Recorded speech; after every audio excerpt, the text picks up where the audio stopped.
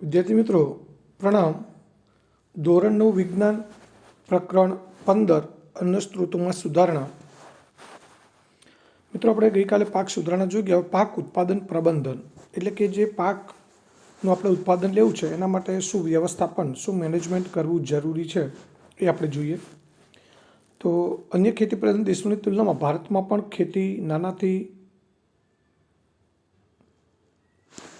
મોટા ખેતરો છે એની અંદર થઈ રહી છે। એ આપણે વાત કરી ગયા અને એ માટે ખેડૂતો છે એ ભૂમિ ધન સૂચનાઓ સાધનો તકનીકીની પ્રાપ્યતા ઓછી અથવા વધારે હોય અને એના આધારે જે ખેતી ઉત્પાદન પ્રણાલી છે એ 3 સ્તરની હોય। રોકાણ વગરનું ઉત્પાદન, ઓછું રોકાણ ઉત્પાદન, વધુ રોકાણ ઉત્પાદન આપણે ચર્ચા આગળ કરી ગયા છીએ। હવે ત્યારબાદ પોષક તત્વ પ્રબંધન એટલે ન્યુટ્રિયન્ટ મેનેજમેન્ટ। જેવી રીતે આપણને વૃદ્ધિ વિકાસને તંદુરસ્ત રહેવા માટે ખોરાકની આવશ્યકતા છે તેવી જ રીતે વનસ્પતિઓને પણ વૃદ્ધિ વિકાસ માટે પોષક તત્વોની આવશ્યકતા છે। અને વનસ્પતિને પોષક તત્વો એ કેટલાક પોષક તત્વો હવામાંથી મળે, કેટલાક પાણીમાં તો કેટલાક જમીનમાંથી પ્રાપ્ત થાય છે। વનસ્પતિઓ માટે કેટલાક પોષક તત્વો આવશ્યક છે, જેમ કે હવામાંથી કાર્બન અને ઓક્સિજન મળે છે, પાણીમાંથી હાઇડ્રોજન ઓક્સિજન અને બાકીના 13 તત્વો એ ભૂમિમાંથી પ્રાપ્ત થાય છે। મિત્રો આ તત્વો છે એની અંદર કેટલાક તત્વો વનસ્પતિને વધુ માત્રામાં જોઈએ જેને બૃહદ અથવા ગુરુ પોષક તત્વો કહેવાય અને બાકીના તત્વોનું પ્રમાણ ઓછા પ્રમાણમાં ઓછું જથ્થામાં જોઈએ તો એને લઘુ પોષક તત્વો અથવા તો સૂક્ષ્મ પોષક તત્વો તરીકે ઓળખવામાં આવે છે। મિત્રો આના આધારે એવા સવાલ પૂછાઈ શકે કે વનસ્પતિને હવામાંથી, પાણીમાંથી અને ભૂમિમાંથી કયા કયા પોષક તત્વો પ્રાપ્ત થાય છે। એ ઉપરાંત ગુરુ પોષક તત્વો અથવા બૃહદ પોષક તત્વો કોને કહેવાય એનું નામ આપણે આગળ જોઈએ છે। એ સિવાય લઘુ પોષક તત્વો અને સૂક્ષ્મ પોષક તત્વો કોને કહેવાય। તો મિત્રો અહીંયા આ કોષ્ટકની અંદર હવા, પાણી અને જમીનમાંથી વનસ્પતિને જે પોષક તત્વો પ્રાપ્ત થાય છે એનું અહીંયા યાદી આપેલી છે। હવામાંથી કાર્બન અને ઓક્સિજન મળે છે, પાણીમાંથી હાઇડ્રોજન અને ઓક્સિજન, ભૂમિમાંથી જે તત્વો મળે છે એમાં nitrogen, phosphorus, potassium, calcium, magnesium અને સલ્ફર। મિત્રો આ તત્વો છે વનસ્પતિને વધુ માત્રામાં જોઈએ એટલે એને બૃહદ અથવા ગુરુ પોષક તત્વો કહેવાય। એ ઉપરાંત ઝિંક છે, copper, molybdenum, chlorine, iron, manganese, boron આ પોષક તત્વો છે એ અલ્પ માત્રામાં જોઈએ છે જેને સૂક્ષ્મ અથવા તો લઘુ પોષક તત્વો તરીકે ઓળખવામાં આવે છે। હવે આ પોષક તત્વો જે લઘુ કે સૂક્ષ્મ પોષક તત્વો છે એ પણ અલ્પ માત્રામાં જોઈએ તેમ છતાં પણ તેની ઓળખને કારણે વનસ્પતિની દેહધાર્મિક પ્રક્રિયાઓ જેવી કે પ્રજનન છે, વૃદ્ધિ છે, રોગો સામે પ્રતિરોધકતા વગેરે ઉપર અસર પડે છે। હવે વધારે ઉત્પાદન પ્રાપ્તિ કરવા માટે છાણિયું ખાતર અને ખાતરના સ્વરૂપમાં પોષક તત્વો ભેળવવામાં આવે છે। હવે ખાતરની વાત કરીએ તો એમાં સેન્દ્રિય ખાતર અને ફર્ટિલાઇઝર। સેન્દ્રિય ખાતર એટલે જેમાં છાણિયું ખાતર છે, લીલો પડવાશ છે, વર્મી કમ્પોસ્ટ ખાતર છે એનો સમાવેશ થાય અને રાસાયણિક ખાતર છે ફર્ટિલાઇઝર એમાં રાસાયણિક ખાતરનો સમાવેશ થાય। તો એ ખાતરોની આપણે પહેલાં ચર્ચા કરીએ તો સેન્દ્રિય ખાતર છે એમાં કાર્બનિક પદાર્થો વધારે માત્રામાં હોય અને અલ્પ માત્રામાં પોષક તત્વો હોય। મિત્રો આ ખાસ સમજજો, સેન્દ્રિય ખાતર અને ફર્ટિલાઇઝરનો એક મુખ્ય તફાવત, સેન્દ્રિય ખાતરમાં કાર્બનિક પદાર્થો વધારે માત્રામાં હોય અને પોષક તત્વો અલ્પ માત્રામાં હોય। સેન્દ્રિય ખાતરને પ્રાણીઓના મળ અને વનસ્પતિઓના કચરા એનું વિઘટન તે તૈયાર કરવામાં આવે છે।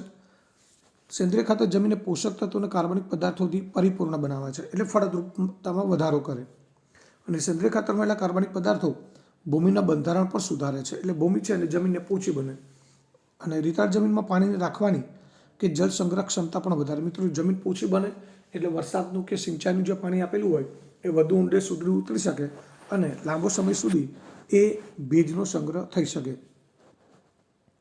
ચીકણી જમીનમાં કાર્બનિક પદાર્થોની વધુ માત્રા પાણીના નિકાલમાં મદદરૂપ થાય છે એટલે કે એમાં પાણી એકત્રિત થતું નથી। ઉપરાંત સેન્દ્રિય ખાતરના ઉપયોગમાં આપણે જૈવિક કચરાનો પણ ઉપયોગ કરીએ છીએ જે પર્યાવરણને રાસાયણિક ખાતરના વધુ ઉપયોગ સામે રક્ષણ આપે। એટલે જૈવિક કચરો એટલે પશુઓ દ્વારા જે ઘાસચારો છે એમના છાણ, મળમૂત્ર એ બધાનો સમાવેશ થાય. એ ઉપરાંત કૃષિ કચરો છે, પશુઓને આપવામાં આવતો ઘાસચારો એનો કચરો છે, એ બધાનો પણ સમાવેશ થાય છે. જૈવિક કચરાનો ઉપયોગ ખાતરના કચરાનું પુનઃચક્રણ છે. સેન્દ્રિય ખાતર બનાવવાની ક્રિયામાં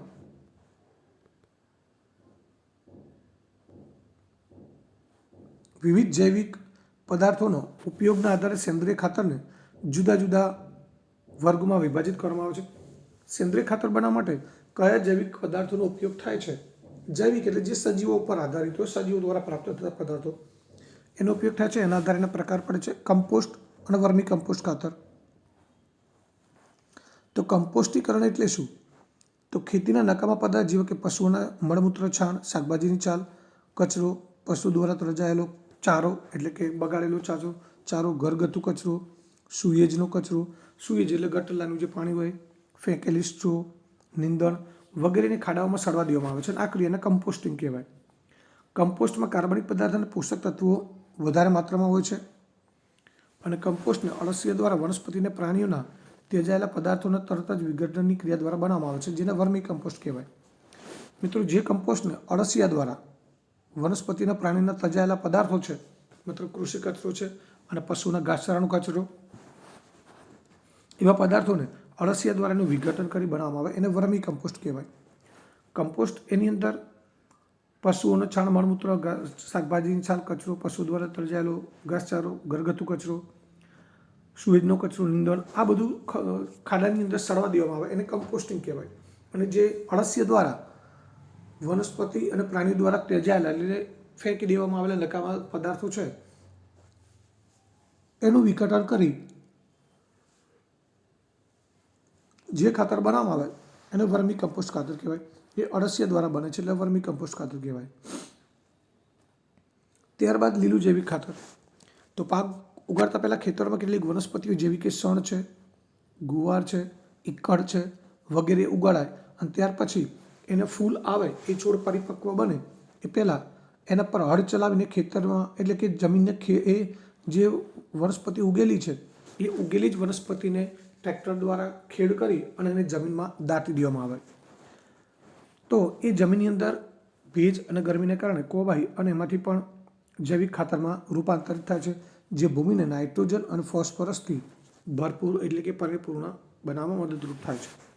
તો મિત્રો, સેન્દ્રિય ખાતરની વાત થઈ. ત્યારબાદ આને આ લીલું જૈવિક ખાતર છે એના માટે લીલો પડવાશ પણ શબ્દ વપરાય છે. ત્યારબાદ ફર્ટિલાઇઝર્સ, જેને આપણે ખાતરો કહીએ છીએ. તો ખાતર છે વ્યવસાયિક રૂપમાં એટલે કે ઔદ્યોગિક ધોરણે તૈયાર કરેલ વનસ્પતિ પોષક દ્રવ્ય છે. ખાતર નાઇટ્રોજન, ફોસ્ફરસ અને પોટેશિયમ આપે. તો મિત્રો, ખાતર છે અથવા તો ફર્ટિલાઇઝર છે, એની અંદર કાર્બનિક દ્રવ્યો ઓછા પ્રમાણમાં હોય પરંતુ પોષક તત્વો વધુ માત્રામાં હોય અને એના ઉપયોગથી વનસ્પતિની સારી વૃદ્ધિ, પર્ણો, શાખાઓ, પુષ્પો થાય છે, સ્વસ્થ વનસ્પતિઓની પ્રાપ્તિ થાય અને વધારે ઉત્પાદન માટે ખાતરનો ઉપયોગ થાય. કોઈ પણ પાક ઉગાડેલો છે તો એના વધુ ઉત્પાદન માટે ખાતરનો ઉપયોગ થાય છે અને આર્થિક દ્રષ્ટિએ મોંઘું પડે. સેન્દ્રિય ખાતર કરતાં જે ફર્ટિલાઇઝર છે એ કિંમતમાં ઘણું મોંઘું હોય છે. સાથે સાથે ખાતરના વધુ પડતા ઉપયોગ ઉપર ધ્યાન દોરવું જોઈએ. એનું કારણ એ છે કે વધુ પડતા ખાતરથી જમીનનું બંધારણ બને છે, વનસ્પતિને નુકસાન પણ થાય છે. એટલે કે તેને યોગ્ય સમય, યોગ્ય માત્રામાં ખાતર આપવું જોઈએ અને ખાતર આપતા પહેલાં અને પછીની સાવચેતીઓ આપણે જાણવી જોઈએ, સ્વીકારવી જોઈએ. ઉદાહરણ તરીકે ક્યારેક ખાતર વધારે પડતી સિંચાઈને કારણે પાણીની સાથે વહીને જતું રહે. ખાતર આપ્યા પછી વધુ પડતું પાણી જો સિંચાઈનું આપવામાં આવે તો પાણી સાથે વહીને જતું રહે અને વનસ્પતિઓ પૂરતા પ્રમાણમાં એનું શોષણ કરી શકતી નથી. એટલે ખાતરનું એ જે વધારાનું પ્રમાણ છે એ જળ પ્રદૂષણનું કારણ બને. એટલે કે જે સિંચાઈનું પાણી છે એને પ્રદૂષિત બનાવે, એટલે એ જળ પ્રદૂષણ કરે. ખાતરનો સતત ઉપયોગ ભૂમિની ફળદ્રુપતાને ઘટાડે છે અને અત્યારે મોટાભાગના ખેડૂતો છે એ સેન્દ્રિય ખાતર કરતાં ફર્ટિલાઇઝરનો ઉપયોગ વધારે કરે છે, જેને લીધે ભૂમિની છે એની ફળદ્રુપતામાં ઘટાડો થાય છે. સાથે સાથે કાર્બનિક પદાર્થો છે એની પુનઃપૂર્તિ થઈ શકતી નથી. એનું કારણ એ છે કે સૂક્ષ્મજીવો અને ભૂમિગત સજીવો, જમીનમાં રહેતા સૂક્ષ્મજીવો અને અન્ય જે સજીવો છે એનું જીવનચક્ર અવરોધાય છે, કારણ કે જમીનમાં વધારે પડતા ખાતરના ઉપયોગથી એ ભૂમિ પ્રદૂષિત થાય, એટલે ભૂમિમાં રહેતા જે સજીવો છે એમનું જીવનચક્ર અવરું થાય, એટલે કે એમનો નાશ થાય. સાથે સાથે ખાતરનો ઉપયોગ દ્વારા પાકનું વધારે ઉત્પાદન ઓછા સમયમાં પ્રાપ્ત થઈ શકે. પ્રમાણસર ખાતરનો ઉપયોગ કરવામાં આવે તો પાકનું વધારે ઉત્પાદન ઓછા સમયમાં પ્રાપ્ત થઈ શકે, પરંતુ આ જમીનની ફળદ્રુપતાને કેટલોક સમય પછી નુકસાન પહોંચાડે. જ્યારે જૈવિક ખાતરના ઉપયોગથી થતા લાભ લાંબા સમય માટે છે. મિત્રો, આ જે ફર્ટિલાઇઝર છે કે ખાતર છે એ વનસ્પતિને ઝડપથી પોષક તત્વો પૂરા પાડે, એટલે એનું આપણને જે રિઝલ્ટ છે, પરિણામ એ ઝડપથી મળે. પણ સામે એના કેટલાક ગેરફાયદા છે, પણ નુકસાન પણ પહોંચાડે છે. જ્યારે જૈવિક ખાતરનો ઉપયોગ છે જૈવિક ખાતર છે એની અસર પણ મિત્રો ધીમે ધીમે અને લાંબા ગાળાની હોય, જ્યારે ફર્ટિલાઇઝરની અસર છે તાત્કાલિક, એટલે કે ઝડપી અને ટૂંકા ગાળાની હોય છે.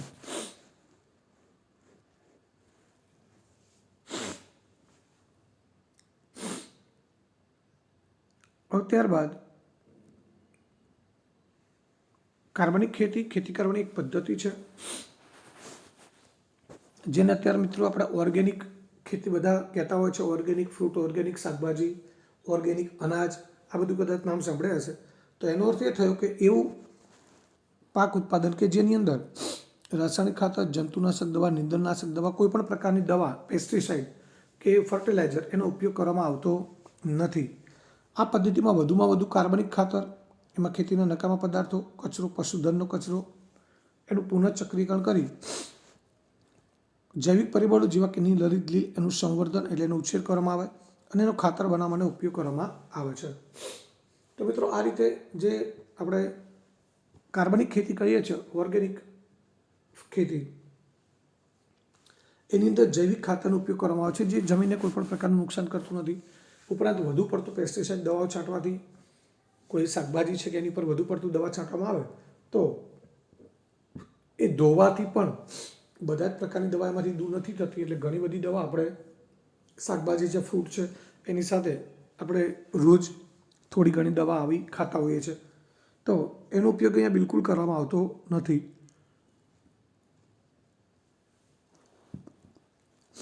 કીટકોના નાશ માટે લીમડાના પર્ણો અને હળદર એને જૈવ કીટનાશક કહેવાય, એના સ્વરૂપમાં ખાદ્ય સંગ્રહમાં ઉપયોગ થાય છે. એટલે જે ખાદ્ય ચીજ વસ્તુઓ છે, આપણે જેમ કે ઘઉં ને ચોખાને બધું ભરતા હોય તો ઘઉં બગડી ન જાય એના માટે એની અંદર બોરિક એસિડ નામનો પાવડર પણ આવે છે. એ ઉપરાંત કેટલાક લોકો પારાની ગોળીઓ મૂકતા હોય છે, તો કેટલાક લીમડાના પર્ણો મૂકતા હોય છે. આવી રીતે કીટકો અંદર ન પડી જાય, એટલે કે સંગ્રહ કરેલો અનાજ છે બગડી ન જાય, એટલા માટે આવા જૈવ કીટનાશકોનો ઉપયોગ થાય છે. કુશળ પાક ઉત્પાદન પદ્ધતિ માટે ખેતીની બીજી પદ્ધતિઓ છે મિશ્રિત ખેતી, આંતરપાક પદ્ધતિ, પાક ચક્રણ, પાકની ફેરબદલી. આ બધું આવશ્યક છે. જે પાક તંત્ર કીટક, જંતુનું, નીંદણનું નિયંત્રણ કરે છે અને પોષક તત્વો પણ આપે છે. તો મિત્રો, આટલી જે આપણે ચર્ચા કરી એના આપણે જવાબો છે એ મુદ્દાસર સમજી લઈએ.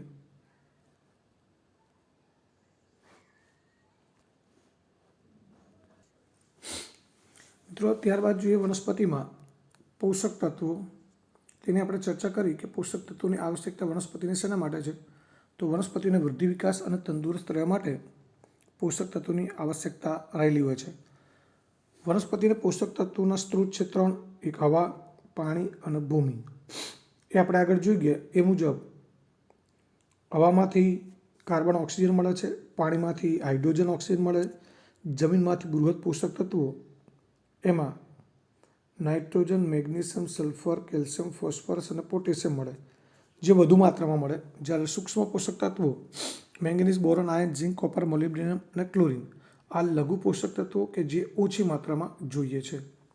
તો આ રીતે કહી શકાય કે વનસ્પતિને ભૂમિમાંથી 13, 1 પાણીમાંથી અને 2 હવામાંથી પોષક તત્વો પ્રાપ્ત થાય છે.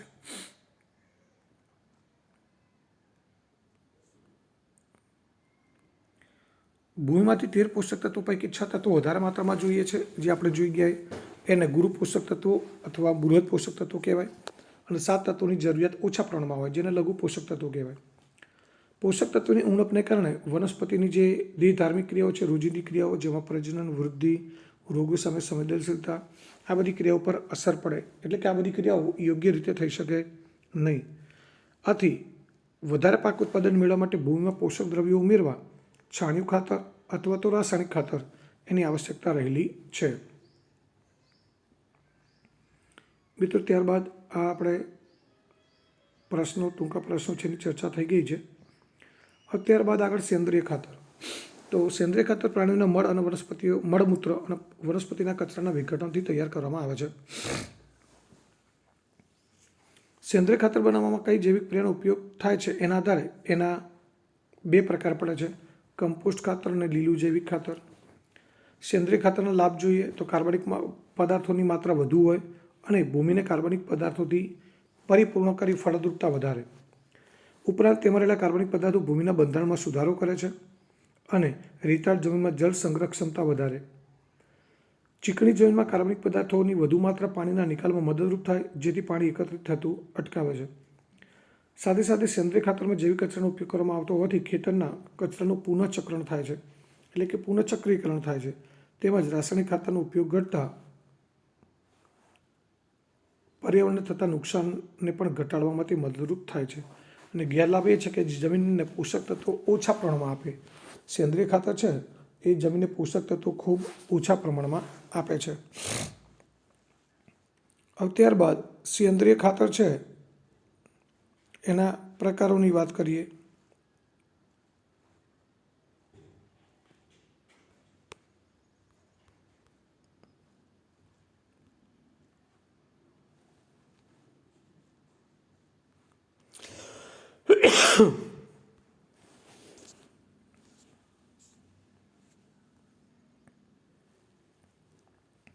તો મિત્રો, એ પણ આપણે ચર્ચા કરી કે સેન્દ્રિય ખાતર બનાવવાની પ્રક્રિયામાં ઉપયોગમાં લેવાતા જૈવિક પદાર્થો છે, કયા જૈવિક પદાર્થોમાંથી બને એના આધારે સેન્દ્રિય ખાતરના 2 પ્રકાર પડે: કમ્પોસ્ટ અને વર્મી કમ્પોસ્ટ. પશુના મળમૂત્ર, છાણ, પશુ દ્વારા ત્યજાયેલો કચરો, શાકભાજીની છાલ, ઘરગથ્થુ કચરો, નીંદણ, ફેંકેલી સ્ટ્રો, સુએજ કચરો, આ બધાને ખાડાઓમાં સડવા દેવામાં આવે. એમાંથી કમ્પોસ્ટિંગ અથવા આ ક્રિયાને કમ્પોસ્ટિંગ કહેવાય અને એ ખાતરને કમ્પોસ્ટ ખાતર કહેવાય. ઉપરાંત વનસ્પતિનો પ્રાણીઓ ત્યજાયેલો જે પદાર્થો છે એનું અળસિયા દ્વારા વિઘટન કરવામાં આવે, એને વર્મી કમ્પોસ્ટ, વર્મી શબ્દ અળસિયા માટે વપરાય, એ વર્મી કમ્પોસ્ટ ખાતર તરીકે ઓળખવામાં આવે છે.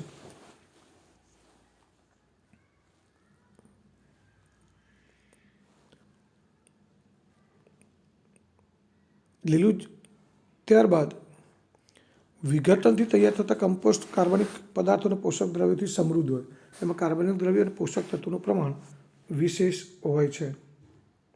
ત્યારબાદ લીલું જૈવિક ખાતર. તો પાક ઉગાડતા પહેલાં ખેતરમાં શણ છે, ગુવાર છે, ઈક્કડ છે વગેરે જેવી કેટલીક વનસ્પતિઓ ઉગાડવામાં આવે છે. આ વનસ્પતિઓ પર પુષ્પ બેસે, એટલે કે પુષ્પ આવે, એ પરિપક્વ બને તે પહેલાં તેના પર હળ ચલાવીને ખેતરની જમીનમાં દાટી દેવામાં આવે.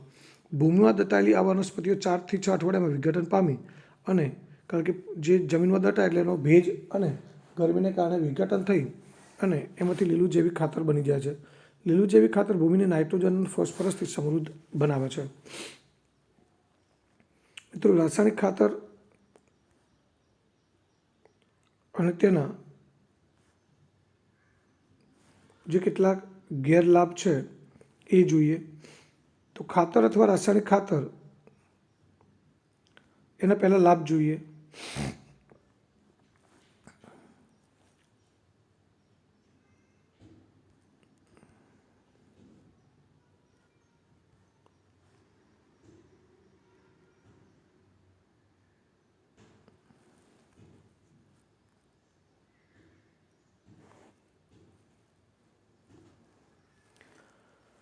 તો ખાતર અથવા રાસાયણિક ખાતર વ્યવસાયિક રૂપમાં તૈયાર કરેલ વનસ્પતિના પોષક તત્વો છે. વ્યવસાયિક એટલે ઔદ્યોગિક ધોરણે ઉદ્યોગોમાં, કારખાના, ફેક્ટરીમાં તૈયાર કરેલ પોષક દ્રવ્ય છે. તેનો ઉપયોગથી વનસ્પતિ નાઇટ્રોજન, ફોસ્ફરસ અને પોટેશિયમ પૂરા પાડે છે. પરિણામે વનસ્પતિની વૃદ્ધિ અને પુષ્પોની વૃદ્ધિ સારી થાય છે. તેના ઉપયોગથી સ્વસ્થ વનસ્પતિઓને તે દ્વારા વધુ ઉત્પાદન પ્રાપ્ત થાય છે અને એના ઉપયોગ દ્વારા ઓછા સમયમાં પાકનું વધારે ઉત્પાદન મળે છે. મિત્રો, આપણે વાત કરીએ કે એની અસર ઝડપી હોય અને ટૂંકા ગાળાની હોય. ગેરલાભ, તો એનો ઉપયોગ આર્થિક રીતે મોંઘો પડે છે. બીજું, વધારે સિંચાઈને કારણે કેટલીક વાર પાણી સાથે વહી જાય અને વનસ્પતિઓ તેનું પૂરતા પ્રમાણમાં શોષણ કરી શકતી નથી. સાથે સાથે તેનો ઉપયોગ જળ પ્રદૂષણનું કારણ બને, કારણ કે આ બધા પદાર્થો છે પાણીમાં ભળે એટલે જળ પ્રદૂષણ પ્રેરે છે. તેનો સતત ઉપયોગ ભૂમિની ફળદ્રુપતા ઘટાડે છે અને વારંવાર ઉપયોગથી ભૂમિમાં રહેલા સૂક્ષ્મજીવો અને અળસિયા જેવા અન્ય સજીવો છે એ ના જીવનચક્ર અવરોધાય છે. એટલે આ ખાતરનો ઉપયોગ ધ્યાનપૂર્વક અને સમજણપૂર્વક કરવો જોઈએ અને એના ઉપયોગ માટે યોગ્ય માત્રા એટલે ચોક્કસ યોગ્ય સમય અને ચોક્કસ માત્રામાં એ આપવો જોઈએ.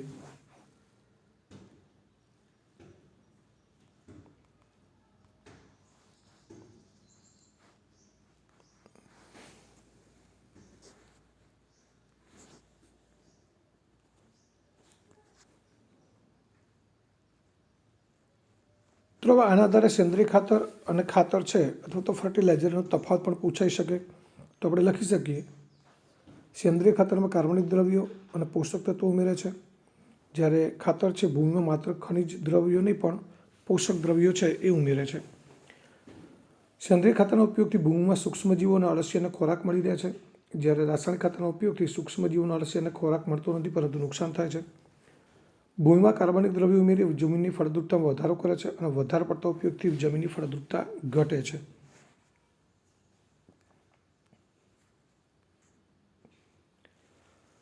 સાથે સાથે રેતાળ જમીનમાં જળ સંગ્રહ ક્ષમતા વધારે, ચીકણી જમીનમાં પાણી એકત્રિત થતું રોકે છે, જ્યારે સેન્દ્રિય ખાતર પાણીમાં ઓગળી પાણી સાથે વહી જાય છે અને જળ પ્રદૂષણ પ્રેરે છે. પાંચમું છે તે ભૂમિનો ભેજ જાળવી રાખી ભૂમિનું ક્ષરણ અટકાવે છે, જ્યારે સેન્દ્રિય ખાતર વધુ પડતો ઉપયોગ કરીએ રાસાયણિક ખાતર ફર્ટિલાઇઝર તો એ ભૂમિને સૂકી બનાવે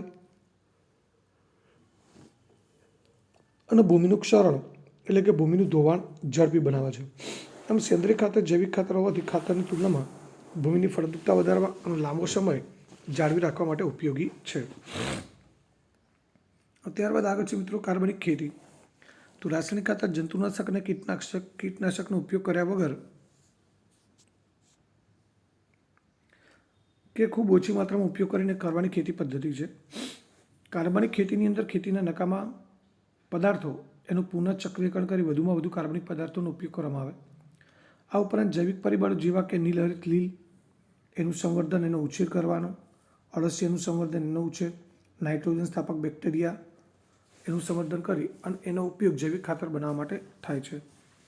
જૈવિક કીટનાશકોના સ્વરૂપમાં એટલે કે જે સંગ્રહ કરેલા અનાજ છે એને બગાડના જવાબદાર જે કીટકો છે કે સૂક્ષ્મજીવો છે એના માટે જૈવિક કીટનાશક તરીકે એટલે જે કીટકોનો નાશ કરે માટે લીમડાના પર્ણો, હળદરનો ખાદ્ય સંગ્રહમાં ઉપયોગ થાય છે. એટલે આમ કહી શકાય કે કાર્બનિક ખેતી એ જૈવ સ્ત્રોત આધારિત ખેતી છે. મિત્રો ત્યારબાદ આગળનો મુદ્દો છે સિંચાઈ. તો આપણા દેશમાં કૃષિમાં સિંચાઈ શા માટે મહત્વ ધરાવે છે? એનું કારણ છે મિત્રો ભારતમાં મોટાભાગની ખેતી છે વરસાદ પર આધારિત છે. દેશના મોટાભાગના વિસ્તારમાં સમયસર વર્ષા ઋતુ આવવું, વૃદ્ધિ સમયગાળામાં પૂરતો વરસાદ થવો એ બધા પર પાકનું ઉત્પાદન આધાર રાખે છે. સમયસર વર્ષા ઋતુમાં વરસાદ આવે, વાવણીનો સમય એ સમયે વરસાદ આવે અને જ્યારે જરૂર પડે એમ સમયસર પૂરતી માત્રામાં વરસાદ આવે તો એનાથી પાક ઉત્પાદન વધે. ઓછો વરસાદ થવાથી પાક ઉત્પાદન ઘટી જાય. વરસાદની અનિયમિતતા, અનાવૃષ્ટિથી શુષ્કતાની સ્થિતિ, અનાવૃષ્ટિ એટલે વધુ પડતો વરસાદ અને શુષ્કતા એટલે દુષ્કાળ. તો એ સ્થિતિમાં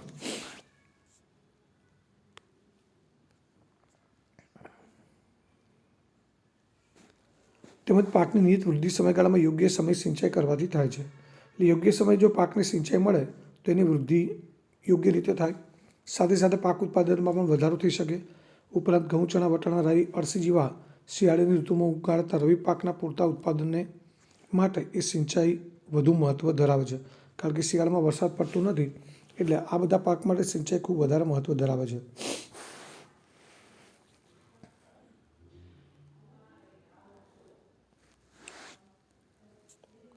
ત્યારબાદ આ 24મો પ્રશ્ન કરવાની જરૂર નથી. આગળ 25મો પ્રશ્ન. ભારતમાં પાણીના સ્ત્રોતની પ્રાપ્યતાના આધારે સિંચાઈની રીતો સમજાવો. તો સિંચાઈ માટેના પાણીના સ્ત્રોત એક કૂવાઓ. તો એમાં બે પ્રકારના કૂવા, ખોદેલા કૂવા અને ટ્યુબવેલ, એટલે બોર આપણે જે કહીએ છીએ બોરવેલ. આપણે શહેરમાં દરેક સોસાયટીમાં પોતાનો બોર હોય છે, એમ ગામમાં સિંચાઈ માટેના આવા બોર હોય છે. ખોદેલા કૂવા છે એની અંદર ભૂમિગત પાણીના સ્તરોમાં આવેલા પાણીને એકત્રિત કરવામાં આવે.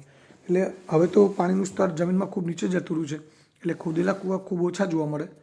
પહેલાંના સમયમાં આજથી 35-40 વર્ષ પહેલાં દરેક ગામની અંદર આવા જ્યારે બોર નહોતા એ વખતે ગામમાં કૂવા હોય અને કૂવામાં જે પાણી આવે જે જમીનની અંદર એટલું ભૂગર્ભ જળ જ હોય છે. તો એ જે પાણી છે એનો પીવા માટે અને ઘર વપરાશ માટે એ પીવાના અને ઘર વપરાશ માટે એ પાણીનો ઉપયોગ થતો, કારણ કે એ વખતે ટ્યુબવેલ નહોતા. એટલે ઘરે ઘરે અત્યારે જેમ નળમાં પાણી આવે છે એવી રીતે પાણી પણ આવતું નહોતું. પીવાનું અને ઘર વપરાશનું પાણી છે એ પણ કૂવે ભરવા જવું પડે દરરોજ. તે ખોદેલા કૂવા. ટ્યુબવેલ એટલે જે પાણીમાં ઊંડા જળ સ્તરોમાંથી કાઢવામાં આવે, ટ્યુબવેલ અથવા જેને બોરવેલ કહીએ છીએ. કૂવા છે એમાંથી પાણી જે સિંચાઈ માટે કાઢવામાં આવે છે એ પંપ દ્વારા સિંચાઈ માટે પાણી કાઢવામાં આવે છે. ત્યારબાદ બીજો સ્ત્રોત છે નહેરો. આપણે ગુજરાતની અંદર નર્મદા કેનાલ છે એ એનાથી આપણે બહુ પરિચિત છીએ કે નહેરો સિંચાઈ માટેનું મોટું અને વ્યાપક સુવ્યવસ્થિત તંત્ર છે. તેમાં નદીઓમાંથી એક અથવા વધારે જળાશયોમાં પાણી આવતું હોય છે અને મુખ્ય નહેરમાંથી શાખા ઉપશાખામાં થઈ અને છેવટે ખેતરમાં સિંચાઈ માટે પાણીને પહોંચાડવામાં આવે છે. ત્યારબાદ નદીના પાણીને ઉંચકવાની પ્રણાલી. જે વિસ્તારમાં જળાશયમાં પાણી ઓછું મળવાને કારણે નહેરોમાં પાણીનો પ્રવાહ અનિયમિત કે અપૂરતો હોય તો ત્યાં પાણીને ઊંચે લઈ જવા માટેનું તંત્ર વધારે ઉપયોગી હોય. એટલે નદી કિનારે આવેલા ખેતરોમાં સિંચાઈ માટે નદીમાંથી સીધું પાણી ઉપયોગમાં લેવાય છે. એટલે નદીના પાણીને ઉંચકવાની પ્રણાલી કહેવાય કે નદીના કિનારા ઉપર જે ખેતરો હોય એમને સિંચાઈની માટે નદીમાંથી પાણી ભરપૂર માત્રામાં મળી રહે. એટલે એ ડીઝલ પંપ છે કે જે ડીઝલના મશીનો આવે છે કે ઇલેક્ટ્રિક પંપ છે એ મૂકી અને નહેરમાંથી સીધું પાણી ઉપયોગમાં લઈ શકે છે. ત્યારબાદ તળાવ નાના વિસ્તારમાં વહેતા પાણીનો સંગ્રહ નાના જળાશયોમાં કરવામાં આવે છે અને અંતે તળાવનું સ્વરૂપ ધારણ કરે છે. આ ઉપરાંત ખેતીમાં પાણીની પ્રાપ્યતા વધારવા માટે નાના નાના બંધ બનાવવામાં આવે છે, જેને મિત્રો ચેક ડેમ તરીકે પણ ઓળખવામાં આવે છે. અને સૌરાષ્ટ્રની અંદર ઘણી બધી જગ્યાએ નાની નાની નદીઓમાં આવા ચેક ડેમ જોવા મળે છે. તેના દ્વારા વરસાદના પાણીને વહેતું અટકાવી એનો સંગ્રહ કરવામાં આવે છે. સાથે સાથે ભૂમિનું પણ ધોવાણ અટકે છે.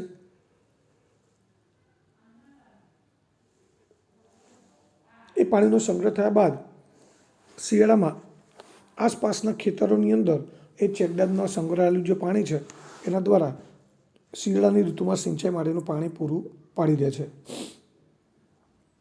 નાના બંધમાં સંગ્રહિત પાણીથી ભૂમિજળમાં વધારો થાય છે.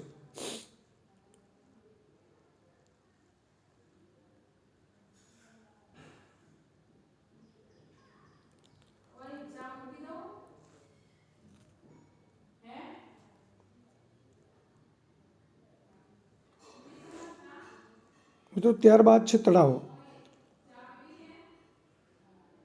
તો નાના વિસ્તારોમાં વહેતા પાણીનો સંગ્રહ નાના જળાશયોમાં કરવામાં આવે છે. અંતે તળાવનું સ્વરૂપ ધારણ કરે છે. મિત્રો એમાં પણ સરકાર દ્વારા મેં જેમ આગળ વાત કરી કે નદીનું પાણી વહેતું એની અંદર નાનો બંધ બનાવી અને એને ચેક ડેમ કહેવામાં આવે છે, નાનો ડેમ બનાવવામાં આવે. નાની નદીઓ સૌરાષ્ટ્રમાં ઘણી બધી છે અને એ નદીઓ પર નાના નાના ચેક ડેમ ઘણા બધા હોય છે.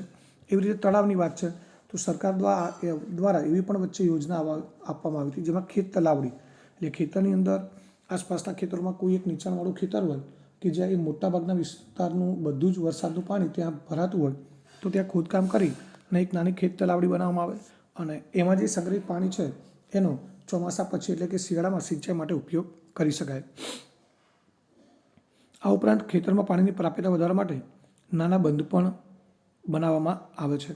તેના દ્વારા વરસાદના પાણીને વહેતું અટકાવી ભૂમિ ધોવાણ ઓછું થાય અને એ સંગ્રહિત પાણી છે એ સંગ્રહિત પાણી મિત્રો તળાવમાં છે, સરોવરમાં છે કે ચેક ડેમ હોય કે બંધમાં સંગ્રહ કરવામાં આવે એટલે એના લીધે શું થાય, એ જે સંગ્રહિત પાણી છે એનું કેટલુંક પાણી જમીનની અંદર ઉતરતું હોય છે.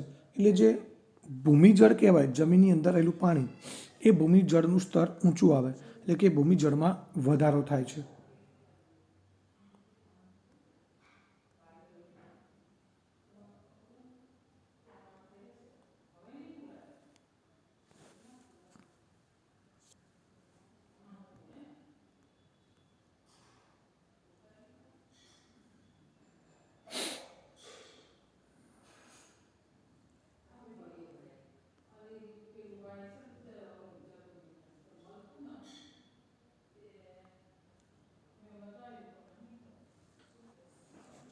મિત્રો ત્યારબાદ જોઈએ પાકની રીતો, ખેતીની રીતો, એટલે કે પાક ઉગાડવાની જુદી જુદી પદ્ધતિઓ.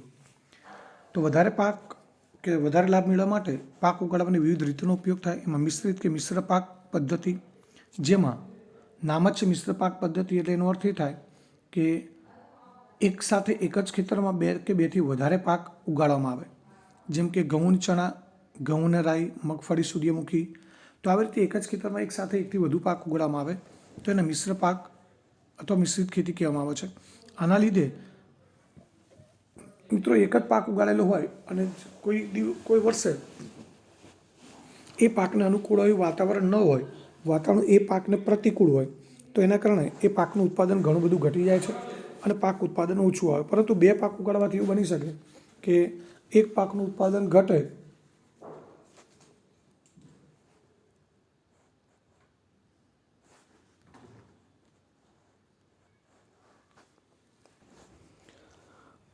અને જો મિશ્ર પાક પદ્ધતિ હોય તો એક સાથે બે કે બેથી વધુ પાક ઉગાડેલા હોય તો મિત્રો એક પાકનું ઉત્પાદન ઓછું થાય તો સામે બીજા પાકના વાતાવરણ અનુકૂળ હોય તો બીજા પાકનું ઉત્પાદન વધારે મળે.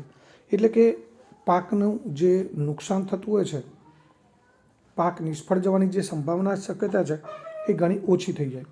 કારણ કે એક પાકનો નાશ થઈ જવાને લીધે કે ઓછું ઉત્પાદન આવવાને લીધે પાક ઉત્પાદનની આશા, બીજા પાક ઉત્પાદનની આશા જાગૃત રહે, એટલે બીજા પાકનું ઉત્પાદન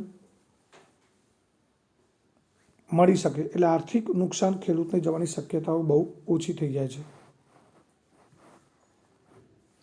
આંતરપાક પદ્ધતિમાં બે કે બેથી વધારે પાકને એક સાથે ખેતરમાં નિર્દેશિત માળખું એટલે મતલબ એનો અર્થ એ થાય કે આપણે મિશ્ર પાક પદ્ધતિની વાત કરી એની અંદર એક જ ચાસમાં જે આપણે બે કે બેથી વધુ પાક ઉગાડવાના હોય એને એક જ ચાસમાં બંને પાકના કે ત્રણ હોય તો ત્રણેય પાકના છોડ એકાંતરે કે ગમે તે રીતે આવતા હોય, એમાં કંઈ નિશ્ચિત એનું માળખું ના હોય.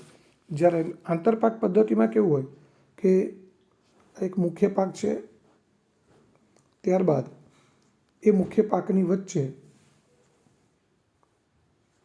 આ બે કે ત્રણ જેવું ખેતરના ખેડૂતની અનુકૂળતા એ મુજબ વચ્ચે ગૌણ પાકના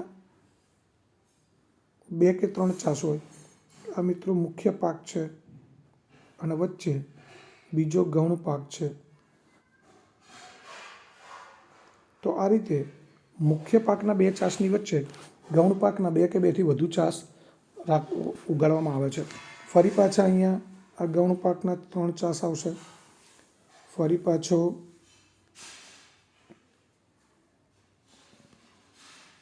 અહીંયા મુખ્ય પાક આવશે. આ રીતે બે મુખ્ય પાકની વચ્ચે બે કે ત્રણ ગૌણ પાકના ચાસ ઉગાડવામાં આવે. એટલે કે જુદા જુદા પાક માટે જુદા જુદા ચાસ હોય છે. એક જ ચાસમાં બધા પાક હોતા નથી. એમાં ઉદાહરણ તરીકે જોઈએ આપણે સોયાબીન અને મકાઈ. તો મકાઈ મુખ્ય પાક તરીકે લઈએ તો મકાઈની વચ્ચે સોયાબીનના બે કે બેથી વધુ ચાસ ઉગાડી શકાય. એ જ રીતે બાજરી અને ચોળા, તો બાજરીના મુખ્ય બે ચાસ છે, મુખ્ય પાક તરીકે લઈએ તો ચોળાના બે કે તેથી વધુ ચાસ ઉગાડી શકાય.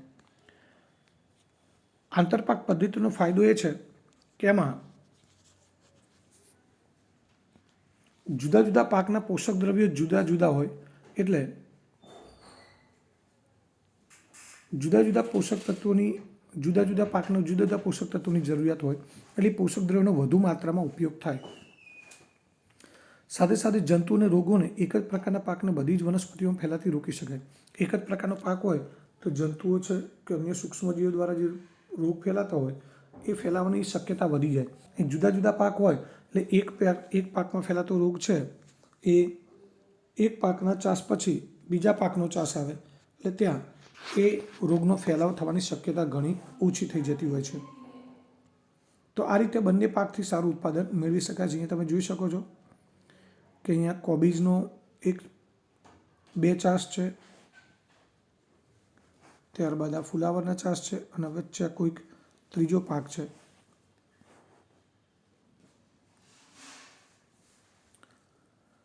ત્યારબાદ પાકની ફેરબદલી. તો કોઈ એક ખેતરમાં ક્રમવાર પૂર્વ આયોજન અનુસાર વિવિધ પાકને ઉગાડાય તેને પાકની ફેરબદલી કહેવાય.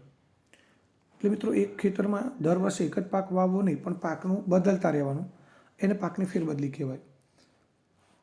પ્રબળતા કે પરિપક્વ સમયગાળા પર આધારિત વિવિધ પાકનું સંમિશ્રણ કરવા માટે પાકની ફેરબદલી કરવામાં આવે. પરિપક્વ સમયગાળો 2 પાક કે 3 પાક એક વર્ષમાં આપણે લેવા છે ખેતરમાં, તો એને પરિપક્વતાનો સમયગાળો જોવો જોઈએ. જો કોઈ પાકનો પરિપક્વતાનો સમયગાળો 2.5-3 મહિના હોય તો એવા આપણે એક જ વર્ષમાં 3 પાક એક ખેતરમાં લઈ શકીએ. પણ કોઈ પાકનો પરિપક્વતાનો સમયગાળો છે એ 9થી 10 મહિના હોય તો એમાં બીજો પાક લઈ શકાય નહીં. સાથે સાથે એક કાપણી પછી કયા પાકને ઉગાડવો તે ભૂમિની મૃદુતા, એટલે એક પાકની કાપણી થઈ ગયા પછી એમાં બીજો કયો પાક ઉગાડવો એ ભૂમિની મૃદુતા અને સિંચાઈની પ્રાપ્યતા પર આધારે.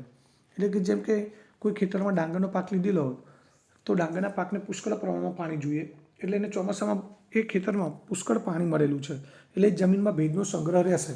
તો એને એ જ ખેતરમાં શિયાળામાં ઘઉંનો પાક વાવવામાં આવે તો ઘઉંના પાકને ઓછા પાણીની જરૂર પડે. તો આ રીતે સિંચાઈની પ્રાપ્યતા પર આધાર રાખે. જો પાકની ફેરબદલી યોગ્ય રીતે કરવામાં આવે તો એક વર્ષમાં 2 અથવા 3 પાક દ્વારા સારું ઉત્પાદન લઈ શકાય. એટલે એમાં પણ આ જે પાકની ફેરબદલી છે મિત્રો, એ પાકની ફેરબદલી વર્ષવાર 2 વર્ષ 3 વર્ષ એ રીતે થતી હોય છે. તો હવે આપણે એ પાકની જે ફેરબદલી છે એની પદ્ધતિઓ જોઈ લઈએ.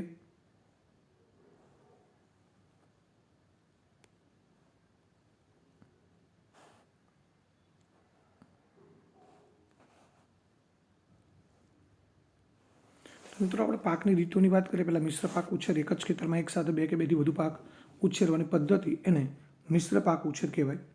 અને ભારતમાં ખેડૂતો દ્વારા નીચે દર્શાવેલા પાકના મિશ્રણનો ઉપયોગ મિશ્ર પાક ઉછેરમાં કરવામાં આવે છે. એમાં આપણે જોઈ શકીએ છીએ ઘઉં સાથે ચણા.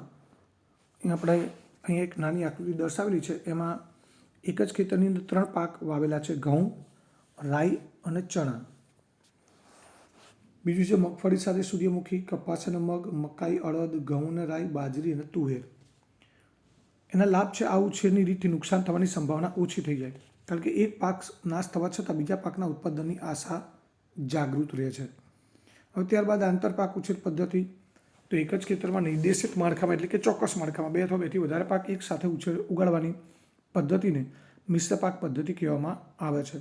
અને અહીંયા આપણે આકૃતિમાં જોઈ શકીએ છીએ કે એક જ ખેતરમાં 1, 2, 3 અને 4 જુદા જુદા પાક ઉગાડેલા છે.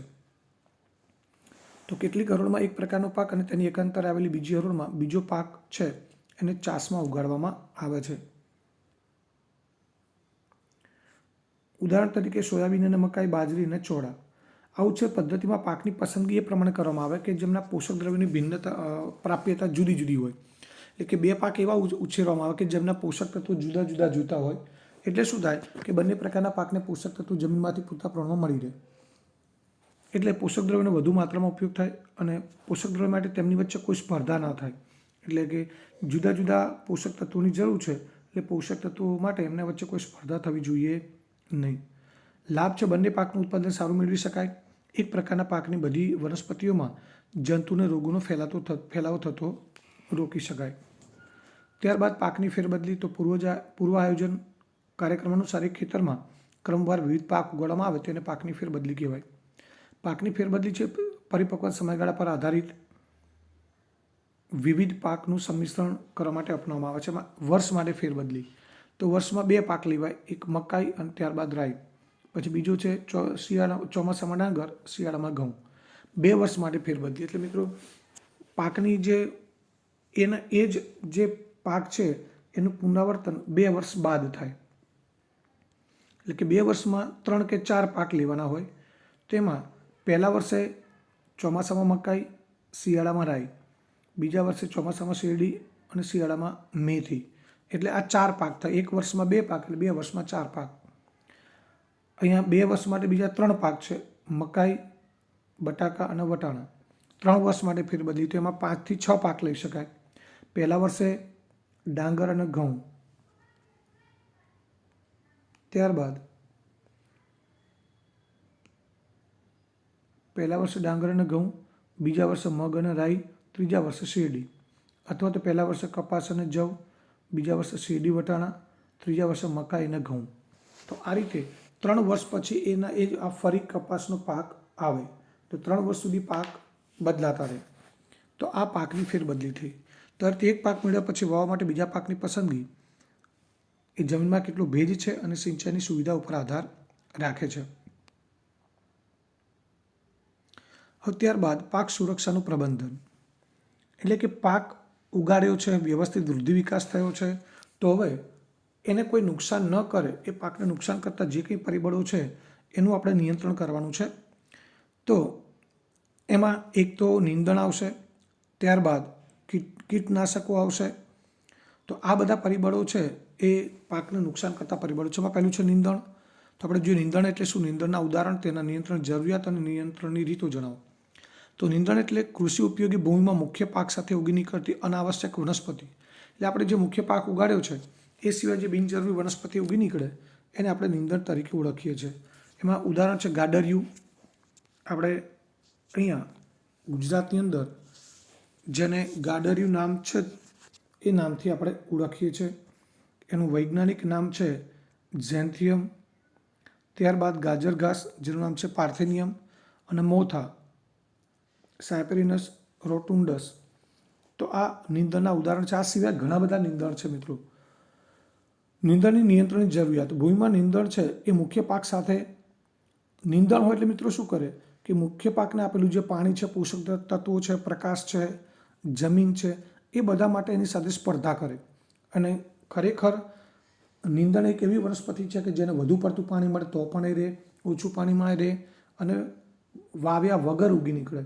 જ્યારે મુખ્ય પાક આપણે જે લેવાનો છે એની પાછળ ઘણી બધી મહેનત કરવી પડતી હોય છે. એટલે નીંદણ છે મુખ્ય પાક સાથે સ્પર્ધા કરે અને એનાથી પાકની વૃદ્ધિ ઓછી થાય. નીંદણ વધુ એટલે પાકને પોષક તત્વો પાણી પૂરતા પ્રમાણમાં ન મળે એટલે વૃદ્ધિ ઓછી થાય. આથી સારી નીપજ અને નીંદણને પ્રારંભિક અવસ્થામાં જ સારી નીપજ માટે નીંદણને કોઈપણ પાક વાવતા પહેલાં ખેતરમાંથી દૂર કરવું જોઈએ. એટલા માટે જ ખેડૂતો કોઈપણ પાક વાવે એ પહેલાં ખેતરને બરાબર ખેડી અને એમાંથી નીંદણ દૂર કરતા હોય છે. નીંદણ દૂર કરવાની રીતો, તેમાં તૃણનાશક એટલે નીંદણનાશક દવાનો છંટકાવ. અત્યારે મોટાભાગના ખેડૂતો આ નીંદણનાશક દવા છે એનો ઉપયોગ કરે છે.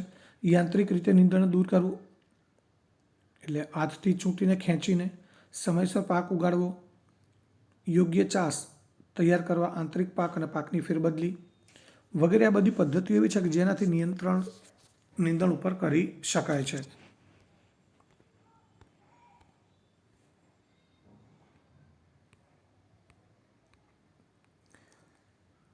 હવે ત્યારબાદ બીજું જે નુકસાન કરતા પરિબળો છે એમાં છે મિત્રો કીટકો. તો કીટકો પાકની ઉત્પાદકતા કેવી રીતે ઘટાડે છે એનું નિયંત્રણ સમજાવો. તો કીટકો 3 પ્રકારના પાકને નુકસાન કરતા હોય છે. એક, મૂળ પ્રકાર અને પર્ણને કોતરી ખાય. આપણે ઘણા બધી વનસ્પતિના પર્ણો જોયા છે કે જે કોતરી ખાધેલા હોય. તો એ કીટકો છે કે ઈયળો છે એ કેટલીક મૂળને કોતરી ખાય, કેટલાક પ્રકારને કોતરી ખાય, કેટલાક પર્ણને કોતરી ખાય. ઈયળો છે એ પર્ણને કોતરી ખાય. ઉધઈ છે એ મૂળ અને પ્રકારને કોતરી ખાતી હોય છે. ત્યારબાદ વનસ્પતિના વિવિધ ભાગોમાંથી કોષ રસ ચૂસી લે, એટલે રસ ચૂસી લે. એમાં એને ચૂસિયા જીવાત કહેવાય છે. એમાં મચ્છી, અત્યારે ઘણી વખત આપણે શિયાળામાં રાત્રે સાંજે નીકળીએ તો પુષ્કળ પ્રમાણમાં મચ્છી રોડ ઉપર આપણને ઉડતી દેખાતી હોય છે. તો એ પણ વનસ્પતિના જે ફૂલ છે કે એના જે નવા બીજ થતા હોય એમાંથી રસ ચૂસી લે. ત્યારબાદ પ્રકાંડ અને ફળોમાં છિદ્ર કરી નાખે. આપણે કેટલીક વાર ફળ ખરીદવા જઈએ તો એમાં પણ કેટલાક ફળ ખરાબ કરેલા હોય છે. એટલે કે આવા કીટકો દ્વારા, ઈયળો દ્વારા એમાંથી છિદ્ર પાડેલા હોય, કાણા પાડેલા હોય છે. હવે એના નિયંત્રણની વાત કરીએ તો કીટનાશક રસાયણો છે પાકની વનસ્પતિ ઉપર છંટકાવ કરવામાં આવે, જેને આપણે પેસ્ટિસાઇડ કહીએ છીએ. અને ભૂમિના ઉપચાર માટે પણ રસાયણનો ઉપયોગ કરવામાં આવે છે. એટલે કે જે જમીનમાંથી જે કીટકો વનસ્પતિને નુકસાન કરે છે એના માટે જમીનની અંદર જ એ કીટનાશકો નાખવામાં આવે છે. પરંતુ આ રસાયણોનો ઉપયોગ નિયંત્રિત માત્રામાં કરવો જરૂરી છે, નહીં તો વનસ્પતિ અને પ્રાણીઓ માટે વિષારી એટલે ઝેરી અસરો સર્જે. અને આ રસાયણો પર્યાવરણને પણ પ્રદૂષણ પ્રેરે છે. બીજી બાબત છે કીટ પ્રતિરોધક ક્ષમતા ધરાવતી જાતોનો ઉપયોગ કરવામાં આવે. એટલે એવા પાકની જાત ઉછેરવામાં આવે કે જે કીટકો સામે પ્રતિકાર કરી શકે. ઉનાળાની ઋતુમાં ઊંડાઈ સુધી હળ ચલાવીને કે ખેડીને તેમજ અન્ય કેટલીક નિષેધાત્મક પદ્ધતિ વડે કીટક નિયંત્રણ કરી શકાય. એટલે ઉનાળામાં ઊંડે સુધી હળ દ્વારા ખેતર ખેડી અને એને તપાવવામાં આવે ઉનાળાની ગરમીમાં, તો મોટાભાગના કીટકો છે એનો નાશ થઈ શકે.